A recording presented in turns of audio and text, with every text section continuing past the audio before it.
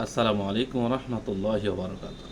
সম্মানিত দর্শক মণ্ডলী, আজকে আপনাদের মাঝে এমন একটা ওষুধের কথা আমি বলবো, যে ওষুধটা হলো অনেকেই আছেন স্ত্রীদের সাথে মিলিত হন, কিংবা যৌন মিলনের সাথে সম্পৃক্ত হয়েছেন, কিন্তু মিলিত হওয়ার পরে তারা আনন্দ পায় না। মনের যেটা তৃপ্তি, মনের যেটা খোরাক, সেটা তারা পায় না।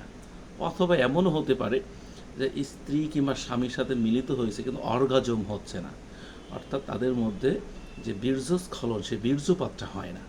তো এই সমস্যাগুলো যাদের থাকবে, তারা কি খেতে চান, কি খেলে পরে তাদের জন্য ভালো হবে, আমি সেই একটা ওষুধের কথা আপনাদের বলবো ইনশাআল্লাহ।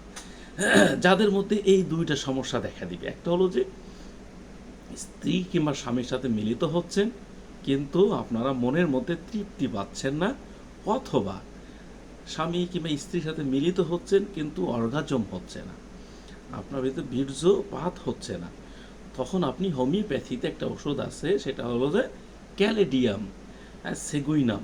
ক্যালেডিয়াম সেগুইনাম ওষুধ, এইটা এক নামে ক্যালেডিয়াম বলে সকলেই চেনে। এই ওষুধটা আপনি যদি খেতে পারেন, ইনশাআল্লাহ আপনি এইটা যদি প্রতিদিন ক্যালেডিয়াম 200 সপ্তাহে সকাল এবং বিকালে যদি এরকম 2 সপ্তাহ আপনি কন্টিনিউ খান, ইনশাআল্লাহ আমি আশা করি আপনাদের এই সমস্যাটা দূর হয়ে যাবে।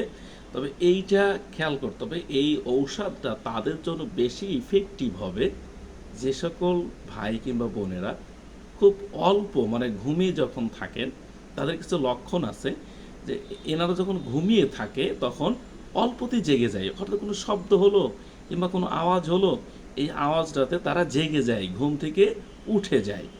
এরপর আরেকটা কি আছে, এদের এই ঔষধটা যারা খাবে, যারা তামাকের প্রতি খুব আগ্রহ আছে, বিড়ি সিগারেট তারা অনেক খেতে চান, এটা না খেলে থাকতে পারেন না, এই ঔষধটা যদি আপনি খেতে পারেন, তাহলে তামাক কিংবা বিড়ি খাওয়ার যে আগ্রহ, এই আগ্রহটাও কিন্তু কমে যাবে ইনশাআল্লাহ।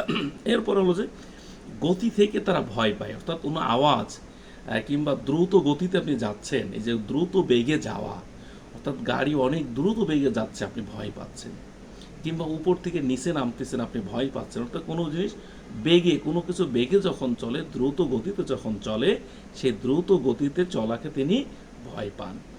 এরপরে আছে হলো শরীরের কোনো একটা অংশ, বিশেষ করে বাম পাশটা একটু অবশ মতো মনে হয়, দুর্বল, অর্থাৎ ডান পাশের চেয়ে বাম পাশটা যদি কারো একটু দুর্বল মতো মনে হয়, অথবা দেখা যাচ্ছে ডান পাশে শুয়ে থাকে কোনো সমস্যা হয় না, কিন্তু বাম পাশে শুতে গেলে পারে তিনার সমস্যা হয়, কষ্ট হয়, এই শ্রেণীর যারা লোক, যাদেরকে এই লক্ষণগুলো থাকবে, তাদের জন্য ওই যে আগের যে লক্ষণগুলো বললাম, এটা অনেক বেশি কার্যকরী হবে, অনেক বেশি ইফেক্টিভ হবে ইনশাআল্লাহ।